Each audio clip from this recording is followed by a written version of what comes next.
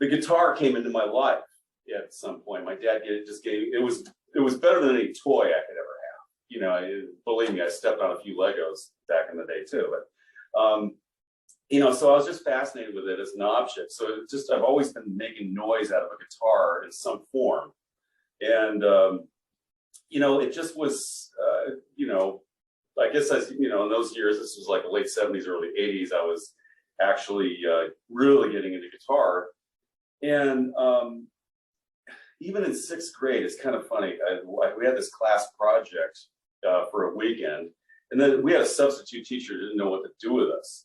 So he says, make a musical instrument over the weekend. And I'm like, okay. You know, he says, yeah. He goes, don't take a cereal box and bang a spoon on it and call it an instrument. You know, try to get something. And these kids were coming in with different water-filled glasses and things like that. It was pretty cool.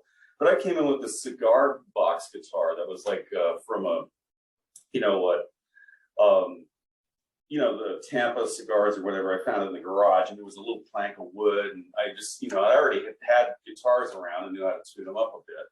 So, and this is like 6th grade, okay? So I was like taking a couple strings and putting a bridge on it. And I think I even made a case for the thing. And so I showed up. I probably got the only A I would ever get in school, period. You know, because pretty much everything else was a total punt. I didn't really think in terms of, gee, I want to be this dirty bearded luthier buried in sawdust. One of these crazy hippie type people, you know, with hide glue and rosewood and shops and living in a van down by the river. I wasn't really, you know, thinking in those terms. I mean, I was into rock guitar. I was a kid. Those were the days when we had loud amplifiers and bad haircuts. And it was just, you know, the 80s. I mean, you know. So, you know, bigger, louder, faster, you know, everything was, you know, kind of like that stuff. So I was kind of in the shred guitar thing as a guitar player. And I was also, a couple funny things about the whole story of how I got into this, and it sort of ties together, but I remember reading in the early 80s about the Gizmotron that was created by Lowell Cream in Tennessee. It was a little device that would bow the wheels on the you know, like little rosin wheels or something like that, in a mechanical thing. And those things, unfortunately, I guess they're back on the market now. Somebody re-engineered them and they're better now. But back then, there were, you know, these horrible manufacturing problems. But anyway, it was something I just, oh wow, guitar, you know, like, and I do all these whale sounds and volume sounds with my guitar. I used to do that in the you know, school choir as an accompanist. And I had a teacher named Ron McFarland, whose famous son Seth, I remember as a little rugrat and Coke bottle glasses doing Fred Flintstone perfectly. And so Ron had basically, he used to comment to me, he goes, you sound more like a cellist than a guitar player.